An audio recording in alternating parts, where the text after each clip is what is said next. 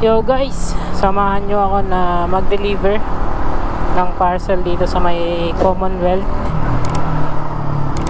I-testing ko lang ang isang buhay ng pagiging delivery rider dahil nagbabalak akong pumasok sa ganyang trabaho guys. So ito, testing lang kung kaya ba.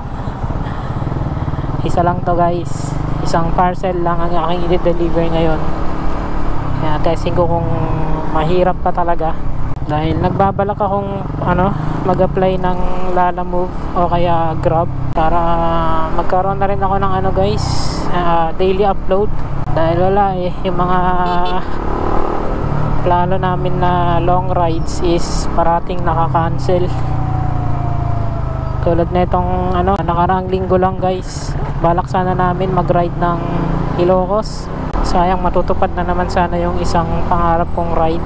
Ang kaso nag-uulan, kaya yun, na-cancel yung ride namin. Kaya napagplanuhan namin na i-reschedule na lang namin. Kaya yun, naisipan ko na lang din na mag-apply na lang siguro muna ng ng isang delivery rider, either Lalamove or Grab. So mag-search din siguro muna ako kung alin nga ba yung maganda dyan sa dalawang yan. And kung meron kayong idea guys, pa-recommend naman sa comment section. Ito, parang ang bilis malaspag yung motor pag ganito parati kadama yung karga mo. Pero wala ginawang pangkabuhayan yung motor. Pero meron naman akong isang motor doon guys na MIUI 125. Yun talaga yung bala kong pang city driving. Tapos itong Raider is panggala talaga. So kamusta nga ba yung yung Raider FI sa long ride?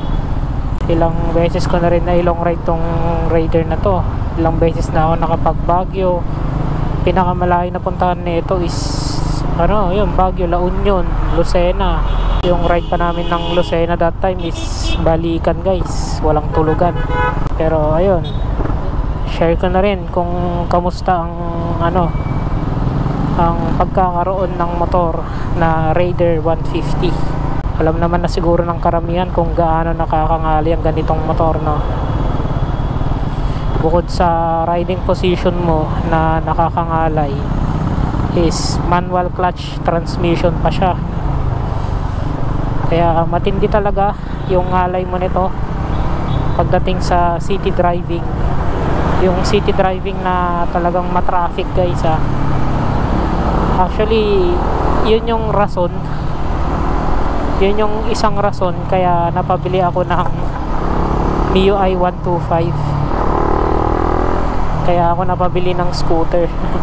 Dahil nasubukan kong isabak ang Raider FI sa sobrang traffic, sobrang rush hour dito sa Metro Manila. Pero bilang isang Raider 150 user, okay naman siya kung sanay ka na sa ngalay niya. Dati nung ride namin ng Baguio, hindi ko pa sure kung kaya ko siyang iabot ng Baguio kasi ayun nga, nakailang panood na ako ng review sa Raider na talagang nakakangalay siya. Yung tipong after ng long ride mo gusto mo na lang humiga kasi yung feeling parang binugbog yung katawan mo. So actually totoo yun guys, parang binugbog yung katawan mo. Ang kaso okay lang ba? Kaya ba? Siguro yan guys, nakadepende sa sa katawan ng isang tao. So ako that time nung nag-ride ng Baguio, kinakabahan talaga ako kasi baka hindi ko kayang iabot yung motor. Pero okay naman pala, hindi ka naman mamamatay sa ngalay pagdating sa Raider FI. Pero hindi rin mawawala yung ngalay mo at pagod mo dyan. Init guys. Ito na nga ba yung sinasabi ko. Yung nire-review natin yung Raider, kung kamusta nga ba siya. Ito, ilang minuto na ba ako nagdadrive? Nasa na rin ata 10 minutes. And nakakaramdam na ako ng sakit. Pero kamusta nga ba yung Raider FI sa long ride? Siguro marami rin napapaisip kung kamustang Raider FI. Kasi dati pangarap ko lang din tong motor na to guys. Pa nun, Raider car pa nun, nung pinangarap ko na magkaroon ng isang Raider. Biglang lumabas yung Raider FI. nagustuhan ko agad. Kasi bukod sa mas pinalakas na engine, mas pinatipid pa. Pero sabi ng iba, malakas daw sa gas ang Raider. Ang masasabi ko dyan is sa ano lang yun guys, sa Raider carb. Pagdating sa Raider FI, talagang matipid na siya, and ilang beses ko na yan nasubukan guys.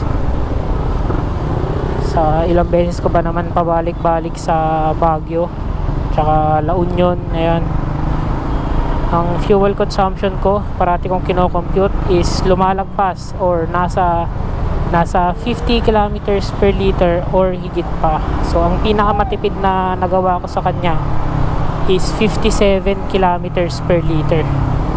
Sobrang tipid nun guys, pero chill ride lang din talaga yon. Walang ano yun guys, walang bakbakan na naganap, kaya napaabot ko ng 57 kilometers per liter. Siguro yung iba hindi maniniwala, pero ayan, actually naka-vlog yan guys. Yun yung pinakaunang ride ko dito sa sa aking Raider FI, Baguio, Manila to Baguio. Naka-vlog yan guys, pinakita ko rin dyan yung computation. So ito, lagay ko na lang yung link dyan sa taas. Kaya sa mga nagsasabi na malakas sa gas ang Raider FI, di totoo yun. Maliban na lang kung nag-upgrade ka. Tulad ng setup ko ngayon guys, naka 36mm ako, tapos 10 holes injector, tapos naka remap na ECU. Pumapalo na lang siya ng 40 to 45 kilometers per liter. Pero kung tutuusin, not bad na rin naman na yun, no? Di na rin naman masama yung ganong gas consumption kung ikukumpara mo siya sa ibang mga mga scooter, mga maxi scooter yan, NMAX. Grabe rin pala yung yung fuel consumption nun. Bale, ang mo na lang dito is yung ngalay pagdating sa long ride, tsaka yung yung liit ng gas tank nya, dahil 4 liters lang siya, kaya mas mapapabilis kang magpagas compared sa yun. Total, kinumpara ko na rin naman siya sa NMAX kanina. Kahit na mas malakas ang gas consumption ng NMAX, mas matagal pa rin naman magpapagas yung NMAX, kasi mas malaki naman yung nun, yung gas tank nun, 'di ba? Kaya pagdating sa distansya ng isang full tank, di hamak na mas malayo yung mararating ng NMAX. Dahil sa laki ng tanke niya. Pero kung computation na ng perang na ipagas mo, di hamak na mas matipid naman itong Raider FI. Kaya kung ang habol nyo sa Raider FI is tipid sa gas, stay stuck na lang kayo guys. Kasi sinasabi ko na sa inyo, magsisisi lang kayo sa gas consumption nyo kapag gantong kinalikot nyo. Pero sa akin kasi is okay lang naman, dahil kung nalalakasan ako sa gas nito is meron naman akong stock ECU doon na hindi naka-remap. So nasubukan ko rin i-long ride yung 36mm tapos 10 holes injector sa stock ECU na non-remap. Pumaparo din siya ng 49 kilometers per liter. Chill ride na rin yun guys, kaya not bad na rin, di ba? Grabe yung traffic dito. Parang ito lang yung ito yung pagsubok na nakikita ko kung sakaling mag-a-apply ako ng ng Lalamove or Grab as a delivery rider. Init tsaka traffic. Pero sa bagay, kung nag-apply ka naman na ganun, is kontrolado mo yung oras mo. Pwede kang hindi bumiyahe kapag ganito na sobrang init, kasi delikado baka mamaya magka-heat stroke pa, lalo na yung init ng panahon ngayon. Kaya kung isa ka sa nangangarap sa Raider FI at kung pinapanood mo ang vlog na to, based sa aking experience, dahil sa gustong gusto ko ang motor na to, wala akong pakialam kahit nakakangalay pa siya, wala rin akong pakialam kahit malayo pa yung biyahe. Basta na imamaneo ko or nagagamit ko yung motor na dating pangarap ko, is okay lang. So yun siguro yung dahilan kung bakit nakayanan ko yung ngalay nung bumabiyahe ako ng long ride. Kaya kung isa ka rin sa kagaya ko na nangarap magkaroon ng isang Raider FI, sige lang guys, ituloy mo lang yung pangarap mo habang bata ka pa. Dahil iba yung feeling kapag nagagamit mo na yung motor na pinapangarap mo lang noon.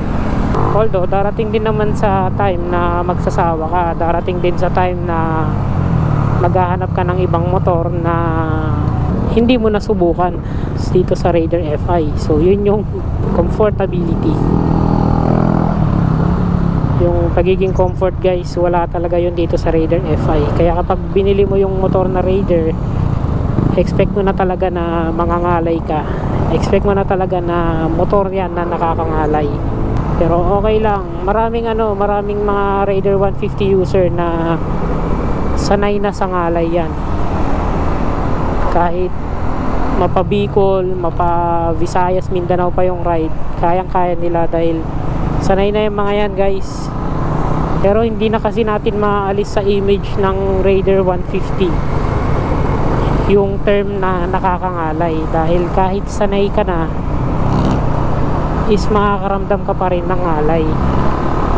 Kaya kung isa ka rin sa nangangarap na magkaroon ng Raider 150, mapa FI man yan or cab, sige lang guys, tuloy nyo lang yung pangarap nyo. Dahil iba talaga yung pakiramdam, iba yung feeling kapag nabili nyo na yung pangarap nyo, kapag nabili nyo na yung motor na gusto nyo. Oo guys, nakakangalay ang isang Raider 150. Pero ang isipin mo is yung pangarap mong motor is nagagamit mo na. So yan siguro yung dahilan kung bakit nakakaya kong ilong ride ang isang Raider 150. Dahil masarap din naman talaga siyang ilong ride guys. And iba rin talaga yung pakiramdam kapag nilolong ride mo ang isang manual clutch na transmission. Enjoy yan gamitin sa biyahe guys. So dito na pala tayo guys, malapit na. Siguro kung papasok ako ng delivery rider, yung Mio yung ipapasok ko. Wala, mahirap tong Raider. Baka nakakatatlong booking pa lang ako sumusuko na yung katawan ko. Hirap niya, lalo pag gantong traffic. Kaya iba talaga yung comfort na binibigay ng scooter pagdating sa traffic. Mall ang aking pupuntahan. Ito ata yun guys. Dito na nga ako guys sa mall.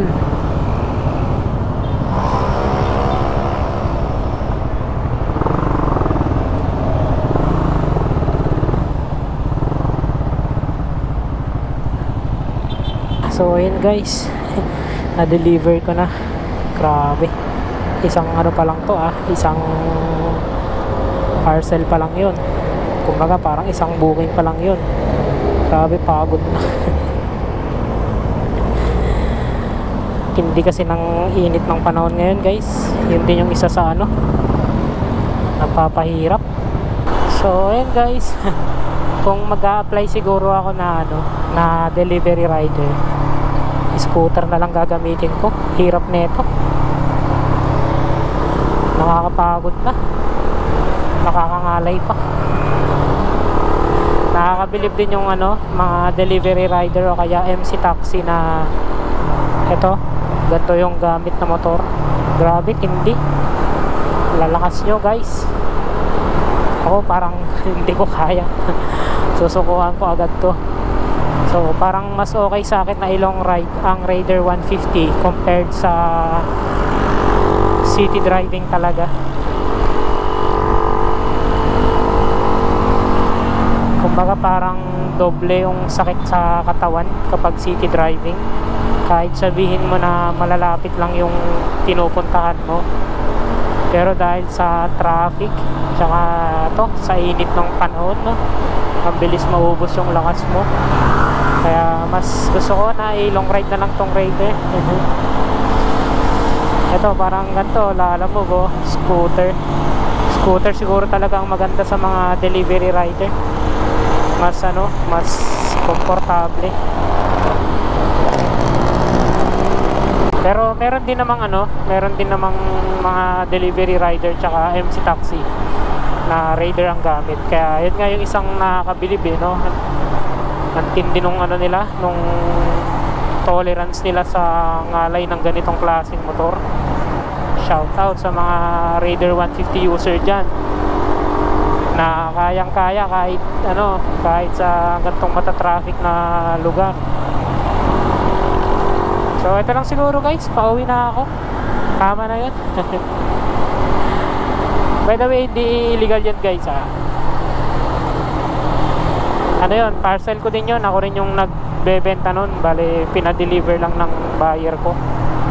Tsaka gusto ko rin naman kasi talagang subukan ng isang delivery rider, kaya sinubukan ko nang i-deliver. So ayun guys, maraming salamat kung umabot man kayo sa part ng video na to. Dito ko natatapusin ang aking motorcycle rider vlog guys. So ayun lang naman yung masasabi ko regarding dito sa Raider 150 Fi bilang isang ano, daily rider owner. Kung ano-ano na sinasabi ko guys, no? So ayun lang naman yung masasabi ko regarding dito sa Raider Fi bilang isang Raider 150 user guys. So maraming salamat sa panonood guys. See you on my next vlog. I know you told your friend you're not okay, and tell me what's wrong and why you never said you felt that way. Guess you're trying to stay strong and fake a smile until I look